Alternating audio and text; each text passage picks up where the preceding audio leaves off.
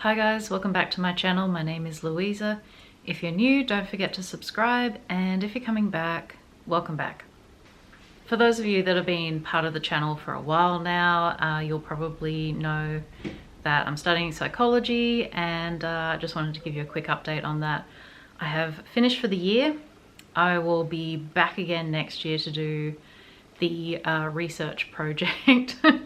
So scary. But in the meantime, I've got a bit of a break because of Christmas, New Year and summer in Australia. Even though we have all of the snowy paraphernalia for Christmas, it's nowhere near that cold. Tasmania can get pretty cold even in summer because we just get like random weather systems from Antarctica. But for the rest of the country, it will be high summer. As you can see, we're all prepared for Christmas. We've got the presents bought and wrapped. We've got our tiny tree up, and we've got the puppies some presents as well, so I can share that next time. But I promised a while ago that I would get into the book of Daniel. So when we did the book of Revelation last time, I was talking about Daniel and how that's quite significant in end times prophecy. So we're going to start with the first few chapters of Daniel. We'll see how far we get. Might be 2 chapters or maybe 3. And it's sort of one of those books where there's a lot of apocalyptic prophecy. It's very strange, not quite as strange as things like Ezekiel, but it's pretty out there. And so we're going to have a look at some of that, but it actually doesn't really start off that way. The beginning of the book of Daniel is essentially, it's set during the Babylonian exile of Israel. So this is what's called the period between the temples.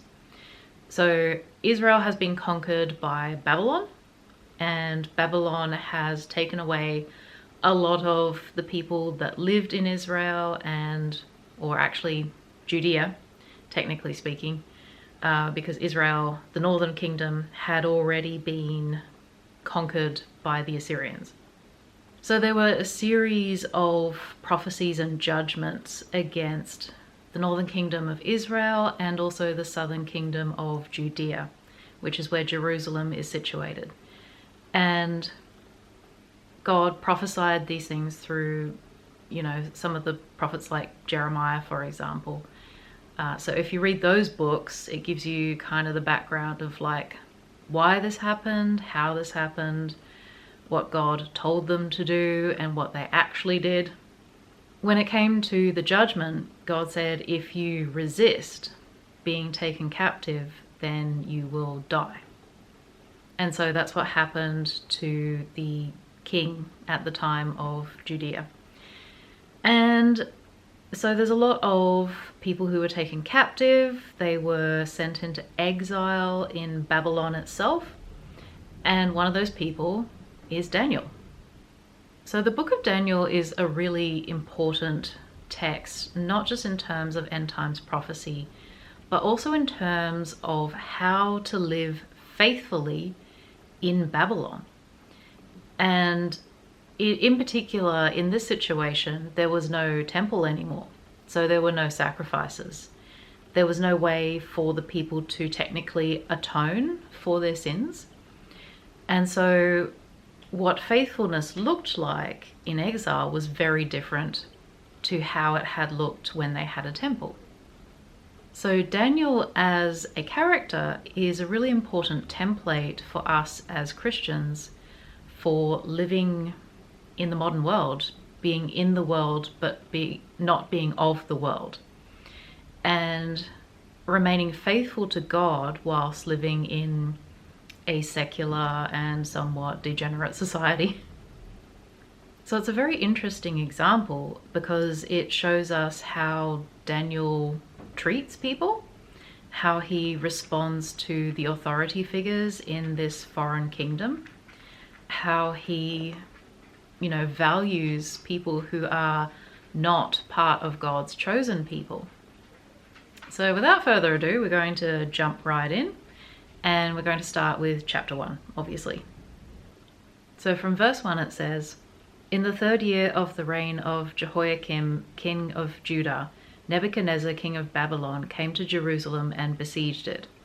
And the Lord gave Jehoiakim, king of Judah, into his hand, with some of the articles of the house of God, which he carried into the land of Shinar to the house of his God.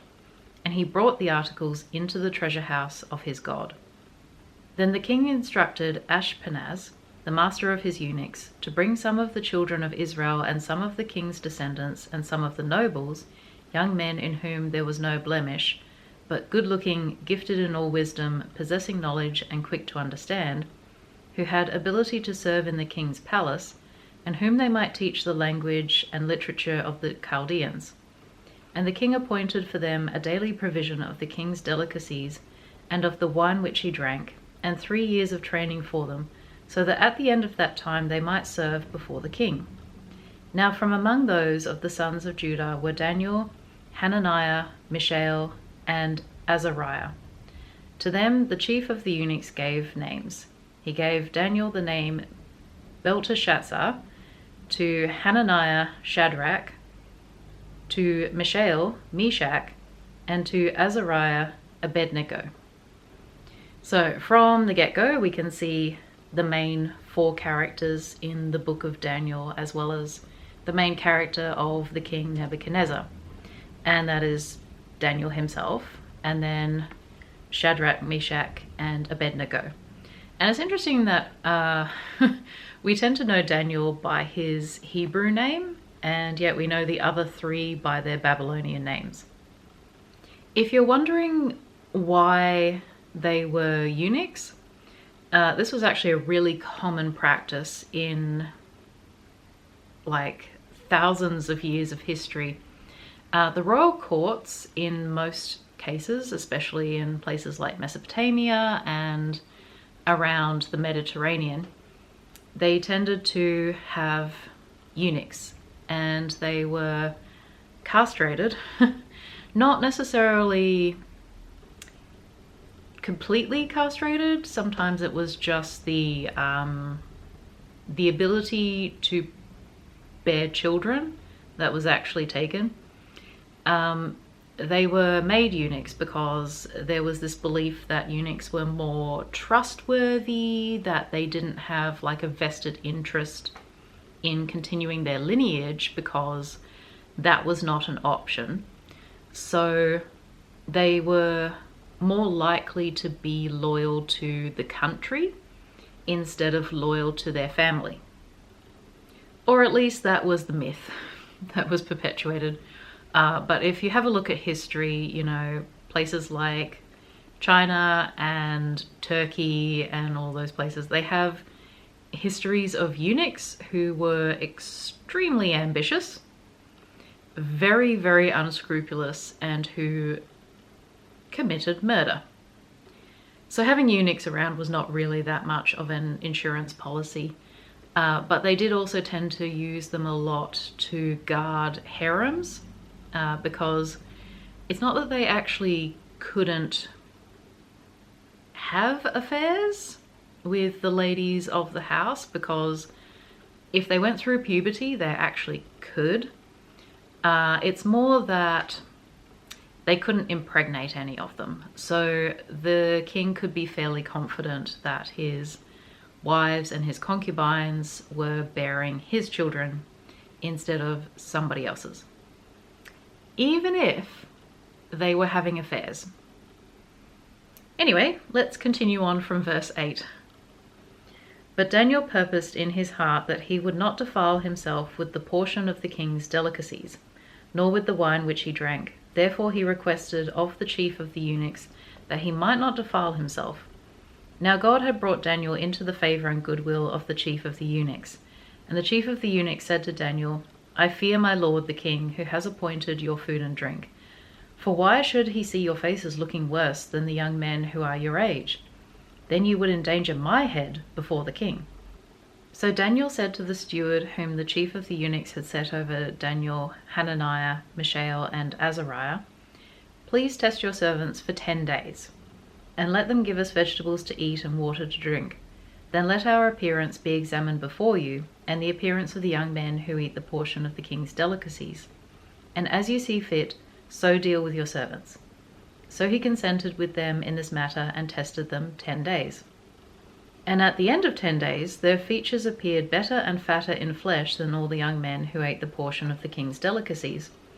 Thus the steward took away their portion of delicacies and the wine that they were to drink, and gave them vegetables. As for these 4 young men, God gave them knowledge and skill in all literature and wisdom, and Daniel had understanding in all visions and dreams. So this is the first example that we have of Daniel wanting to practice his faith and practice faithfulness to God. He's denying himself wine and he's denying himself meat. And we can kind of see why this might have been a thing later on in the New Testament in Corinthians, where Paul says to the church in Corinth that they probably shouldn't be eating meat that has been sacrificed at the temples, because it was technically sacrificed to other gods. And so in all probability, the meat that was part of the king's household had been ritually sacrificed as part of the worship of other gods. Some people interpret this to mean that Christians should be vegetarian, but that's not really what the Bible is saying. It's saying that we shouldn't partake in like the worship of other gods. Let's continue on from verse 18. Now at the end of the days, when the king had said that they should be brought in, the chief of the eunuchs brought them in before Nebuchadnezzar. Then the king interviewed them, and among them all none was found like Daniel, Hananiah, Mishael, and Azariah. Therefore they served before the king. And in all matters of wisdom and understanding about which the king examined them, he found them 10 times better than all the magicians and astrologers who were in all his realm. Thus Daniel continued until the 1st year of King Cyrus. So this is how the Bible situates itself in history. It names names of real political leaders, and it talks about the actual chronological history of when things happened and who was involved. So at the start we had, in the 3rd year of the king of Judah, Nebuchadnezzar invaded, and then Daniel was put through eunuch school, essentially, and brought before the king and sort of tested to see if he was up for the job. And when it was found that he was suitable for the task, then he was retained in the king's service until a particular king came in and took over. And that particular name we will see coming up towards the end of Daniel. So the whole book kind of covers his career in Babylon and some of what happened to him and his friends. And in particular, King Cyrus is a very pivotal point in the history of Babylon itself, because Babylon was conquered. So Babylon conquered Judah or Judea, and then Babylon itself was conquered and absorbed into another empire. And that's why this particular book is so interesting in terms of prophecy, because it establishes, first of all, the accuracy of God's prophecy about the transitions of empires. It not only documents the transition from one empire to another, but it also foretells more empires coming and going. And in fact, that's what we're going to see in chapter 2. So chapter 2 is a very famous chapter, and you may have heard of some of the stories in this. But we're going to dive into it. I don't think we'll do chapter 3 after this because chapter 2 is actually quite long. Now in the 2nd year of Nebuchadnezzar's reign, Nebuchadnezzar had dreams, and his spirit was so troubled that his sleep left him. Then the king gave the command to call the magicians, the astrologers, the sorcerers, and the Chaldeans to tell the king his dreams. So they came and stood before the king. And the king said to them, I have had a dream, and my spirit is anxious to know the dream. Then the Chaldeans spoke to the king in Aramaic. O king, live forever. Tell your servants the dream, and we will give you the interpretation. The king answered and said to the Chaldeans, My decision is firm. If you do not make known the dream to me and its interpretation, you shall be cut in pieces, and your houses shall be made an ash heap. However, if you tell the dream and its interpretation, you shall receive from me gifts, rewards, and great honor. Therefore, tell me the dream and its interpretation. They answered again and said, Let the king tell his servants the dream, and we will give its interpretation. The king answered and said, I know for certain that you would gain time, because you see that my decision is firm.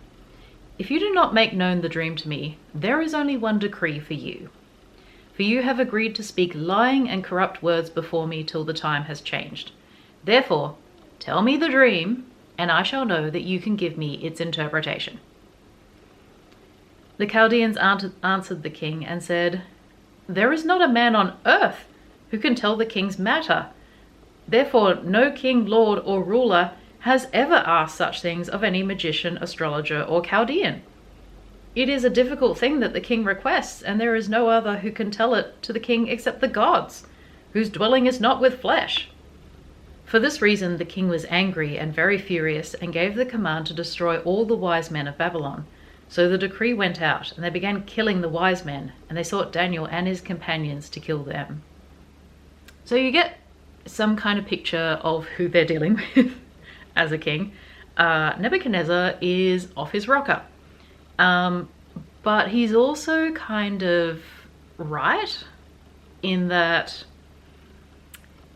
you know, if he told them the dream, they could potentially just make up some stuff about what it means and, you know, blow smoke up his backside, as most astrologers and magicians tend to do. If you've ever looked into like the career of people like John Edwards, who, you know, he did what's called cold readings, which is like just throwing out little hints here and there, seeing if people like pick it up and run with it or not. And yeah, it was a way to kind of scam people. What the king actually wants is real information. But the thing is that the gods can't really give him that information, especially because, you know, in this particular situation, the dream is from God himself. So if he wants to know what it means, he needs a prophet of the Lord. But he's a bit too unhinged to wait and find out if anyone is actually able to give him the dream and the interpretation. He's just out there slaughtering people. So let's continue from verse 14. Then with counsel and wisdom, Daniel answered Arioch, the captain of the king's guard, who had gone out to kill the wise men of Babylon. He answered and said to Arioch, the king's captain, Why is the decree from the king so urgent? Then Arioch made the decision known to Daniel. So Daniel went in and asked the king to give him time, that he might tell the king the interpretation. Then Daniel went to his house and made the decision known to Hananiah, Mishael, and Azariah, his companions, that they might seek mercies from the God of heaven concerning the secret, so that Daniel and his companions might not perish with the rest of the wise men of Babylon. Then the secret was revealed to Daniel in a night vision. So Daniel blessed the God of heaven. Daniel answered and said, Blessed be the name of God forever and ever, for wisdom and might are his, and he changes the times and the seasons. He removes kings and raises up kings. He gives wisdom to the wise and knowledge to those who have understanding. He reveals deep and secret things. He knows what is in the darkness, and light dwells with him. I thank you and praise you, O God of my fathers. You have given me wisdom and might, and have now made known to me what we asked of you, for you have made known to us the king's demand. So this is one of those passages where it states in the Bible that God raises kings and then also brings them down. And he knows what is going on in all of the secret places. No matter how dark they are, nothing is hidden from him. But light dwells with God. So God is light. And it's interesting that God doesn't give wisdom to the foolish. God doesn't give knowledge to people who don't understand. He gives more to people who already are on the way or are on the journey, I guess. Essentially, if someone already knows what's good for them and they have decided that God is the only way, then God will reward them and he will add to their abundance. It's kind of like the parable of the talents. Okay, let's continue from verse 24. Therefore Daniel went to Arioch, whom the king had appointed to destroy the wise men of Babylon.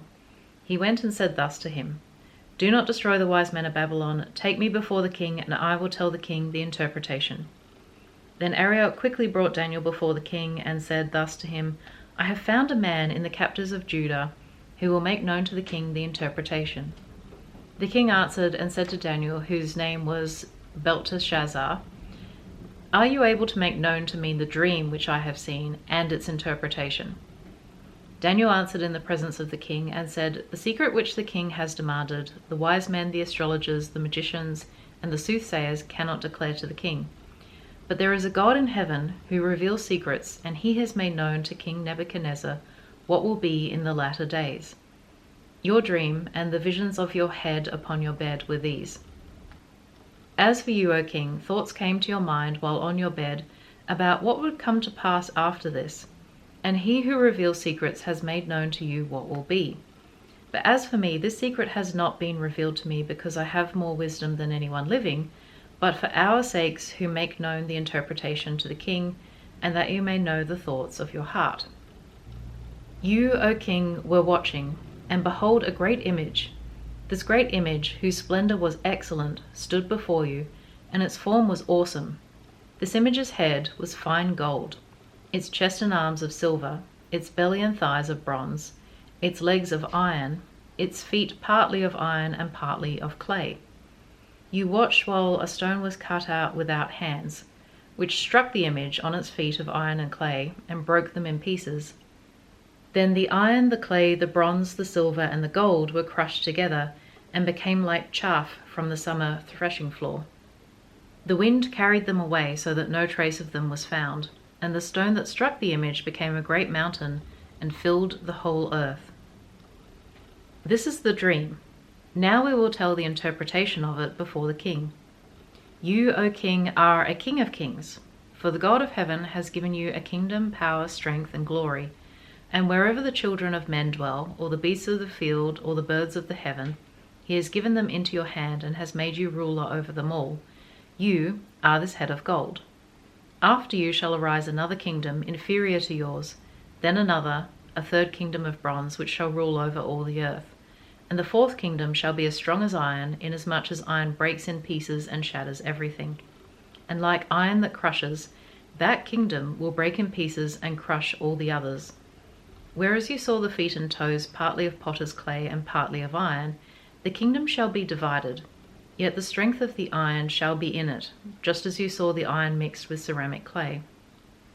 And as the toes of the feet were partly of iron and partly of clay, so the kingdom shall be partly strong and partly fragile. As you saw iron mixed with ceramic clay, they will mingle with the seed of men, but they will not adhere to one another, just as iron does not mix with clay. And in the days of these kings, the God of heaven will set up a kingdom which shall never be destroyed, and the kingdom shall not be left to other people. It shall break in pieces and consume all these kingdoms, and it shall stand forever. Inasmuch as you saw that the stone was cut out of the mountain without hands, and that it broke in pieces the iron, the bronze, the clay, the silver, and the gold, the great God has made known to the king what will come to pass after this. The dream is certain, and its interpretation is sure. Then King Nebuchadnezzar fell on his face, prostrate before Daniel, and commanded that they should present an offering and incense to him.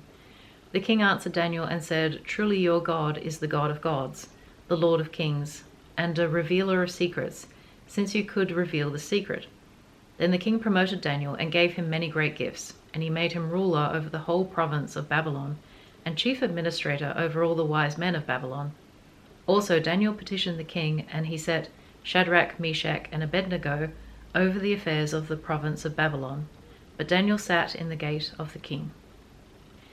So this is a very famous prophecy. You can find pictures of it, rendered on the internet, how people think that it might have looked.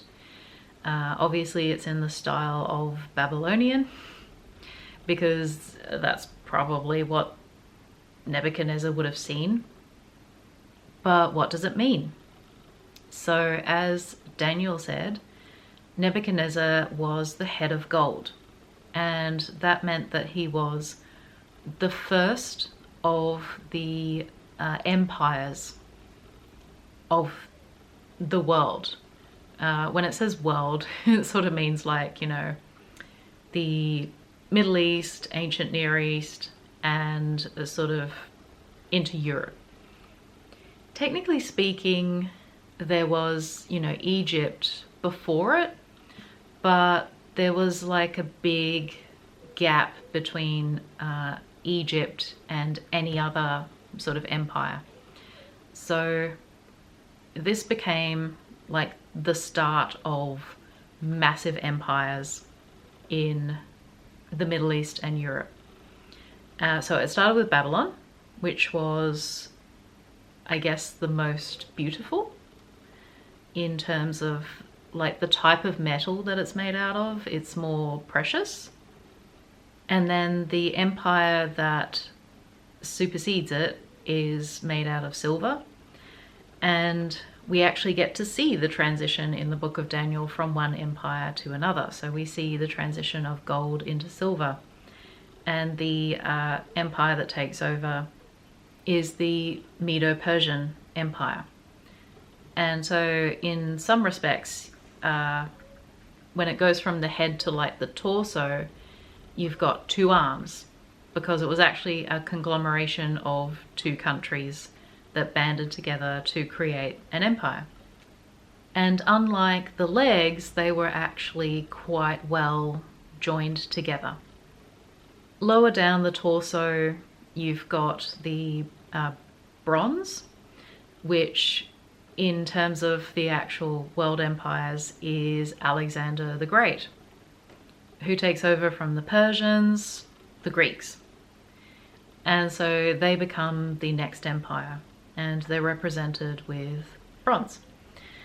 And then the next empire after that is Rome, and that is two legs, which is exactly what we see with Rome. It splits into two. There's the Eastern Empire and the Western Empire. So all of this has actually played out in history, like hundreds of years after this book was written, because this book was already in existence when Jesus was doing his ministry.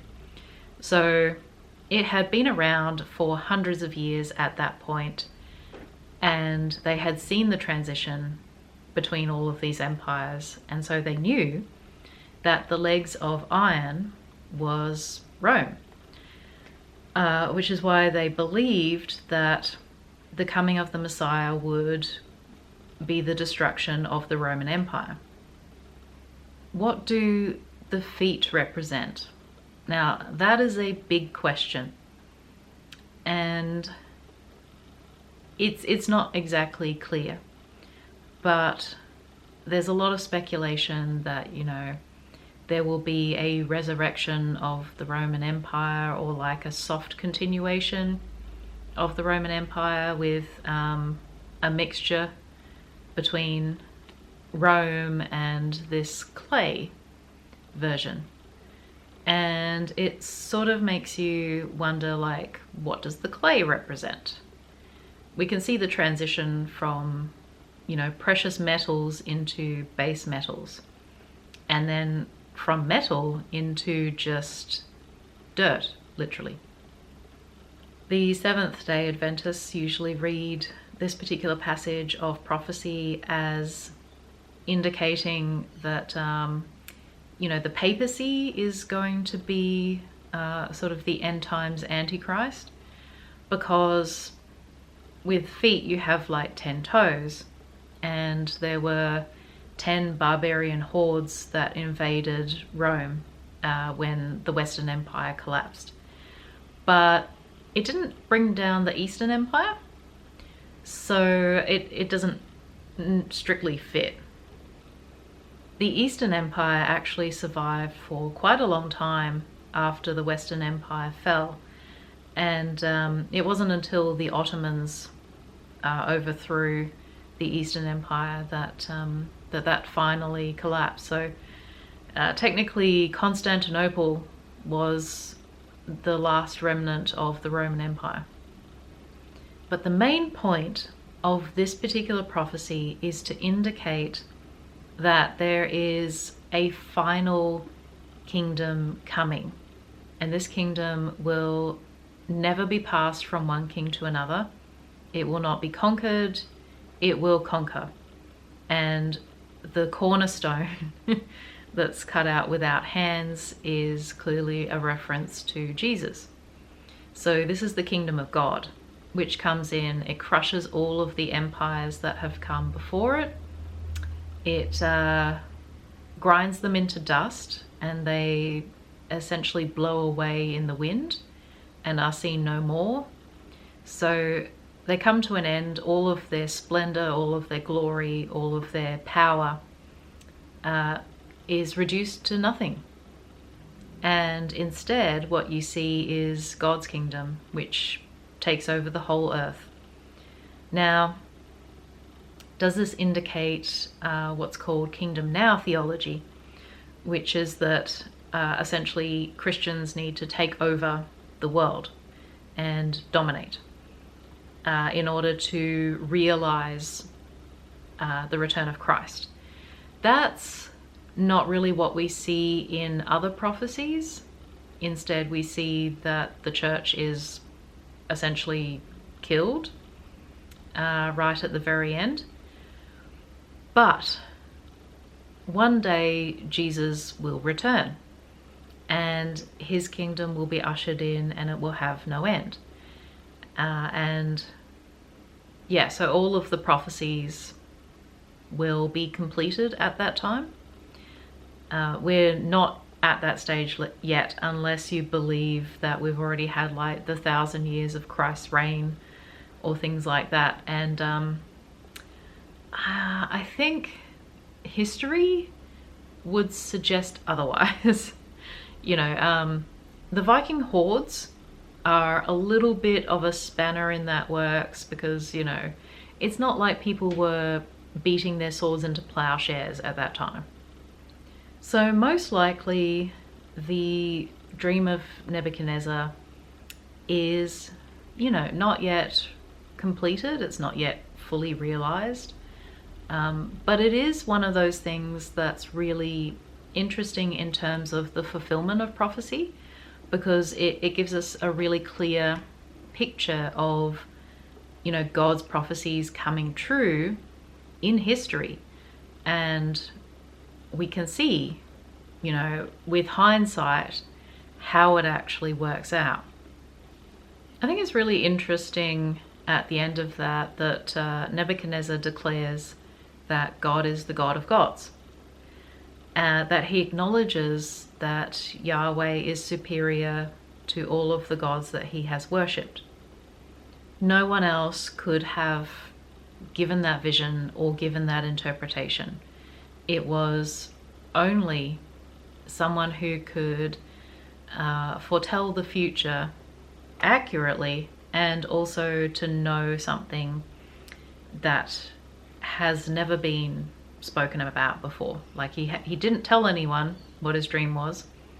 Daniel told him the dream, and it was extremely specific and extremely like out of the ordinary. So it's not as though Daniel could have just made that up and been like, oh, you were floating, or you felt like you were falling, or, you know, you found yourself naked in a crowd. Like all of these sorts of dreams that are really common that people have. If Daniel was basically pulling things out of thin air, then that's the sort of thing that he probably would have said. He wouldn't have said this specific dream, because this is really, really, really specific. Also, it's kind of a risky thing to say that, like, you know, your empire one day will crumble and be replaced. Because you think about this really volatile character of Nebuchadnezzar, and he doesn't seem like the kind of guy who's really chill about bad news. So it's quite a risk to give him like an accurate outline of where his empire is going to end up, that it's not just like a solid gold statue from beginning to end. I mean, it would still placate the king a little bit in the fact that he was the top, he was the head, and also he was gold. So, you know, he was the greatest of all time. That would have boosted his ego, no doubt. So maybe that's why God did it that way, to like massage the ego a little bit, and to be like, you know, you're the OG, you're pretty good. But something else I wanted to point out in the 2 chapters that we've read is that Daniel speaks to the people that he works with in Babylon very respectfully. He also cares about the lives and well-being of the people that he works with, who are well and truly not faithful to God. And so he's a really good sort of ambassador for God in so many ways. He's very diplomatic. He has a genuine, you know, desire to work with people and to be respectful to them and to treat them like human beings. And this is something that I see lacking a lot in Christianity these days, especially when you look at, you know, social media. Tends to be just an absolute dumpster fire, especially Twitter. Christians on social media tend to be very aggressive, they tend to be very ungracious, and they're not really caring about people outside of their echo chamber / bubble. So they don't have a genuine caring for people who are not Christian. And it's one of the glaring differences that I've noticed when reading through Daniel, is Daniel treats people very differently to how I see a lot of Christians treating a lot of non-Christians.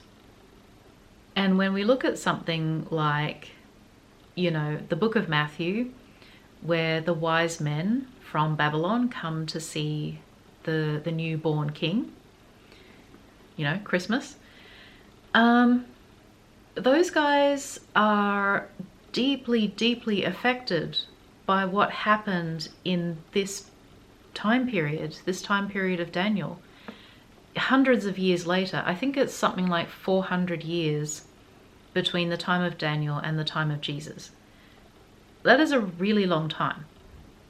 And yet in Babylon, they are familiar with essentially the Jewish scriptures, and they are watching and waiting for the Messiah to come.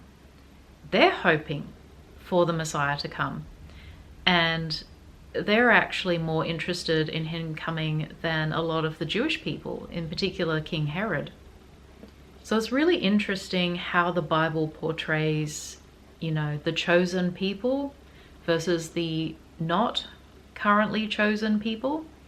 And sometimes the real differences in faith between them, that, you know, you can be born into a particular status or a belief system, but it doesn't necessarily make you faithful.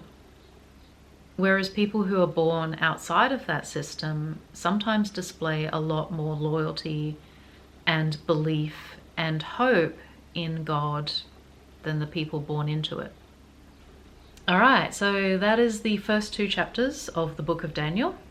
Let me know your thoughts in the comments. How did you find this particular prophecy? Do you have any theories of your own? Let me know. I'm always interested to hear different perspectives, because obviously we don't have all of the answers. This is, you know, something that we can see some of the fulfillment, but we haven't seen all of it. Yeah, so let me know your thoughts. Have a very good Christmas if I don't make another video before then, but I think I will. And yeah, stay warm in the Northern Hemisphere. Stay cool in the South. God bless, and I'll see you next time. Bye.